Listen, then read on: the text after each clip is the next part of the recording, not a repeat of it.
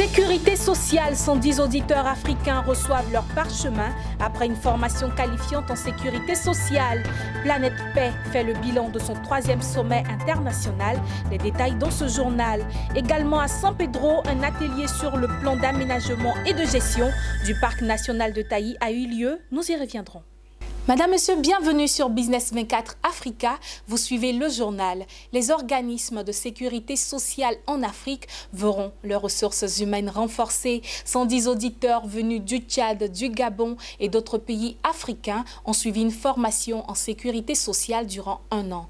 12 mois après leur formation et leur dur labeur, ils ont reçu des parchemins. Ils auront ainsi renforcé les services de sécurité sociale dans leurs pays respectifs. Mondésir Nascimento et Lignon Gilbert.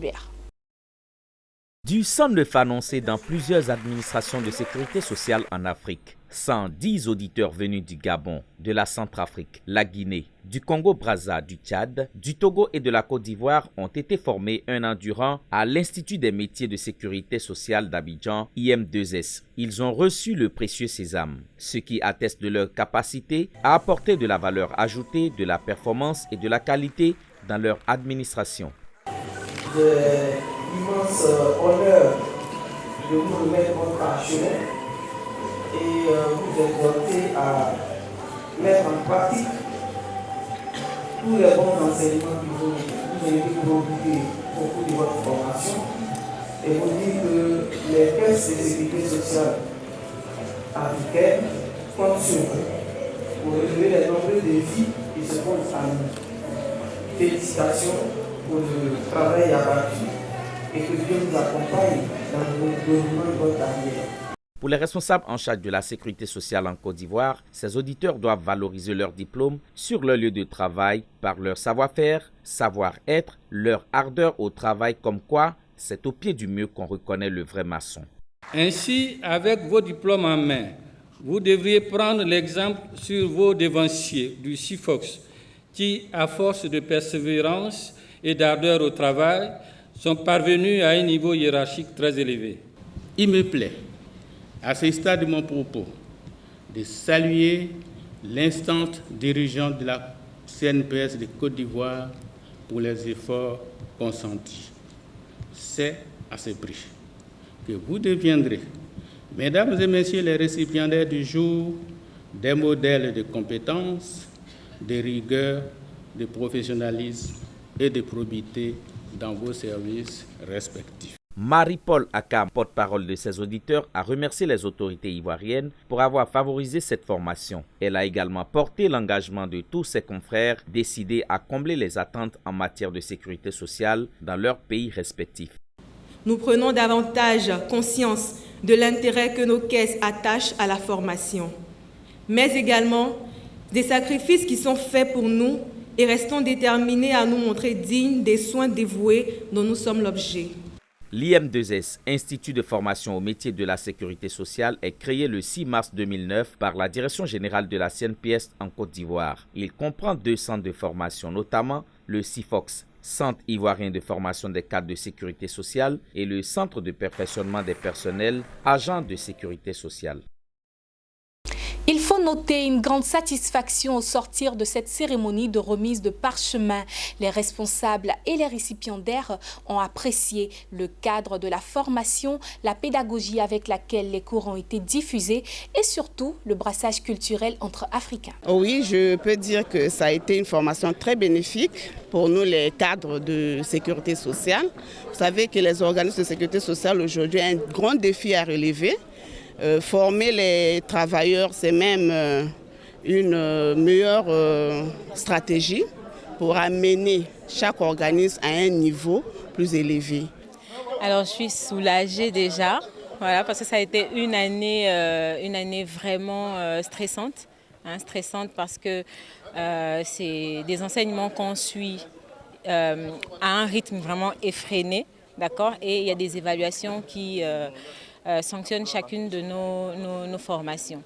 Alors, donc à la fin d'une formation comme celle-là, on ne peut être que soulagé. Je crois qu'ils étaient une centaine, 110 précisément, venant de 8 pays qui ont participé à cette formation. C'est là pour vous dire combien les directeurs généraux de toutes les caisses mettre l'accent sur la formation des travailleurs des caisses de sécurité sociale. Et en ce sens, vous me permettrez justement de remercier le directeur général de la Caisse nationale de sécurité sociale du Congo pour justement avoir mis cet accent dont je viens de vous parler dans la formation. Là, je suis très heureuse, vraiment, après une année qui a été vraiment mouvementée avec les devoirs.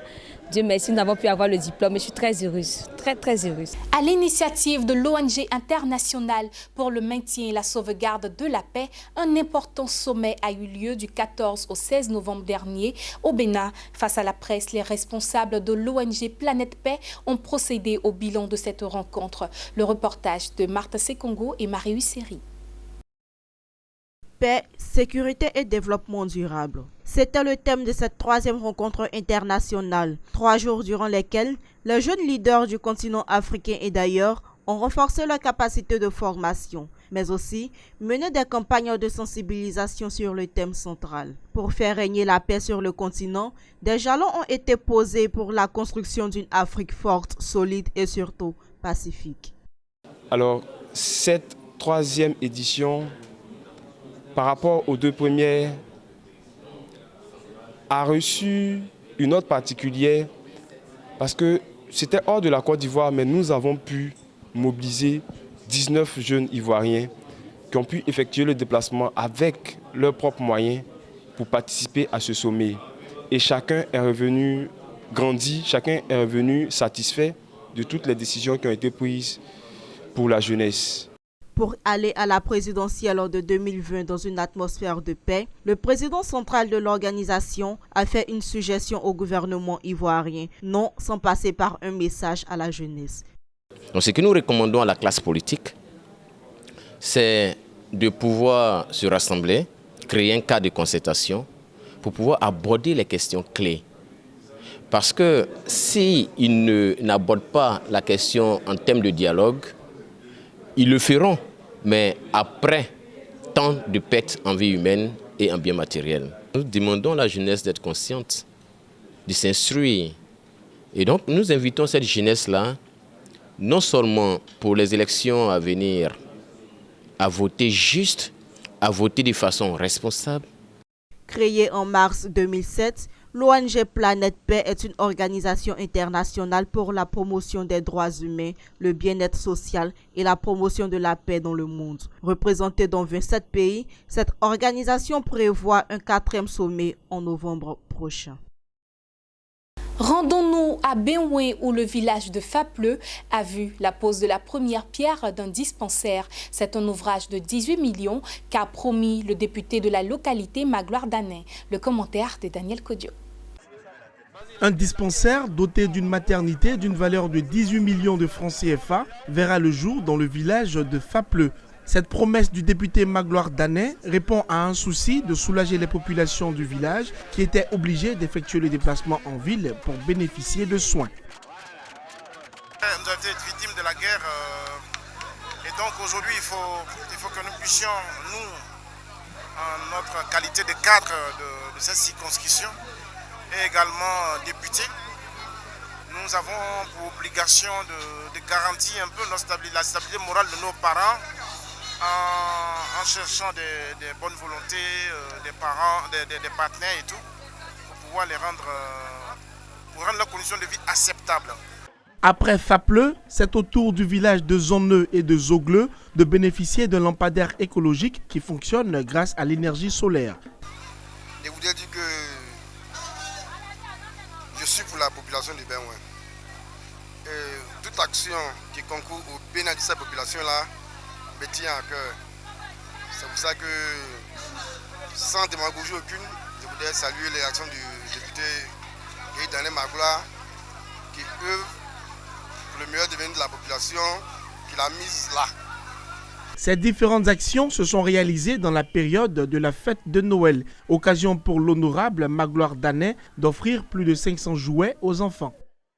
Je remercie Papa Daniel Magloire de nous offrir tout cela. Nous remercions que Dieu lui bénisse, que lui donne tout ce qu'il cherche. Je suis heureux d'avoir participé à cette cérémonie. Je remercie Papa Magloire de donner ce cadeau.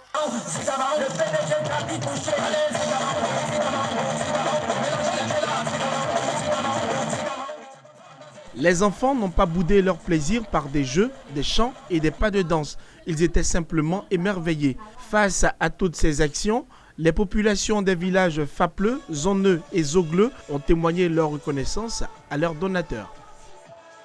Du 18 au 21 décembre dernier à San Pedro, l'Office ivoirien des parcs et réserves OIPR a procédé à un atelier sur l'efficacité de la gestion du parc national de Taï à l'aide des nouveaux instruments. Abel Kouao et Pierre Tebeu nous font le point. Afin d'améliorer la gestion des zones forestières protégées mais menacées, l'Alliance Banque mondiale WWF pour la conservation et l'utilisation durable des forêts a mis au point un instrument qui simplifie la procédure de compte rendu sur l'efficacité de la gestion des aires protégées. Il s'agit du Management Effectiveness Tracking Tool et de l'Integrated Management Effectiveness Tool. Ces deux outils que nous utilisons, c'est des outils qui ont été mis en place pour le programme biodiversité et gestion des aires protégées en Afrique, qu'on appelle Biopama. Il faut dire que Biopama, c'est un programme de l'Union internationale pour la conservation de la nature. Cette fois-ci, il s'agit de renseigner, de donner un certain nombre d'informations à un logiciel qui est mis en place. Et à travers les réponses qu'on donne aux questions posées par ce logiciel, ça nous permet de savoir exactement qu'est-ce qui est fait, qu'est-ce qu'il reste à faire, quelles sont les insuffisances qui sont constatées. À la réalité, ces outils permettent de véritablement mesurer l'efficacité de la gestion du parc national de Taï. L'atelier vise à évaluer l'efficacité de la gestion du parc national de Taï à l'issue de la mise en œuvre du plan d'opération 2019 de la direction de zone sud-ouest. Nous sommes aux côtés de l'Office ivoirien des parcs et réserves au fin de pouvoir permettre à ces structures étatiques de pouvoir gérer au mieux cette réserve de biosphère qui est aujourd'hui un patrimoine mondial et aussi être un relais auprès des populations afin de permettre à ces populations aussi de s'engager de façon pleine et entière dans ce système de gestion. Bon, j'ai participé à cet atelier vraiment sur comment on appelle le parc national de Taï. Vraiment c'est une découverte pour moi parce que il y a eu beaucoup de thèmes, il y a eu beaucoup de choses dont on a parlé. J'ai compris, étant riveraine, l'importance même de la conservation, de l'entretien de ce parc.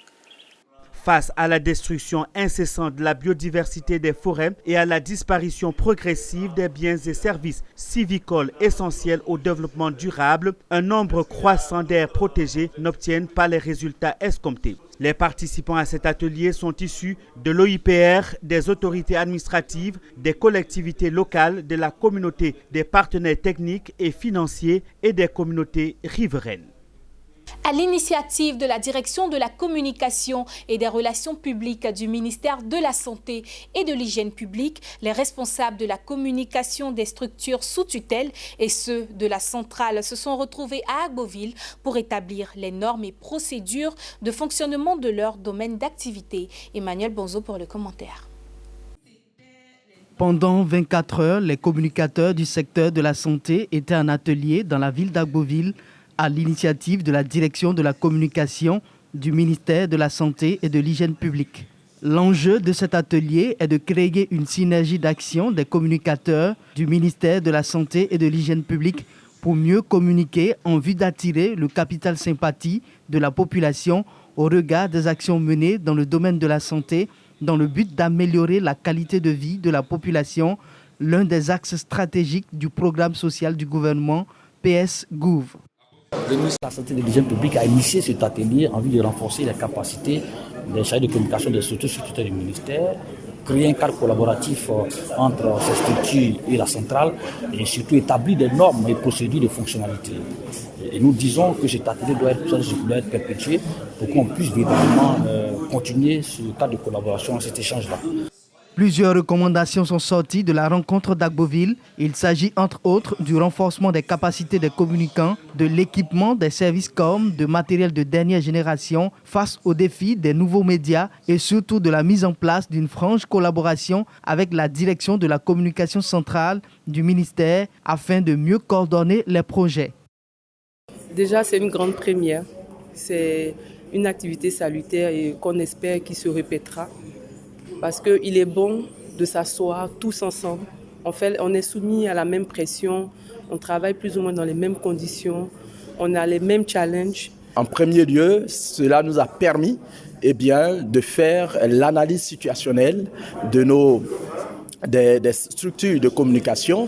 Mieux, nous avons pu diagnostiquer les forces et les faiblesses, mais aussi les opportunités et les menaces.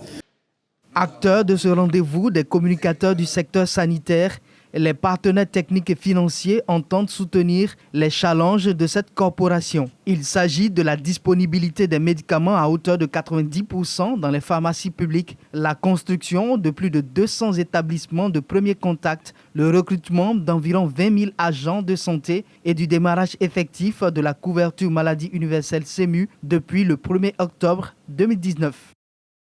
En images, pour terminer, Business Partners Limited a signé avec la société financière internationale un accord de prêt d'un montant de 600 millions de rand, environ 42 millions de dollars. Ce mécanisme, lancé en 2014 par SFI, a soutenu à cette date près de 53 000 femmes entrepreneurs dans 35 pays en développement, avec un investissement cumulé de 1,76 milliard de dollars. Également en Égypte, le constructeur japonais Toyota vient d'annoncer qu'il fabriquera 240 000 minibus qui fonctionneront au gaz naturel. Et voilà, c'est la fin de cette édition. Merci de nous avoir suivis et excellente soirée à tous et à toutes.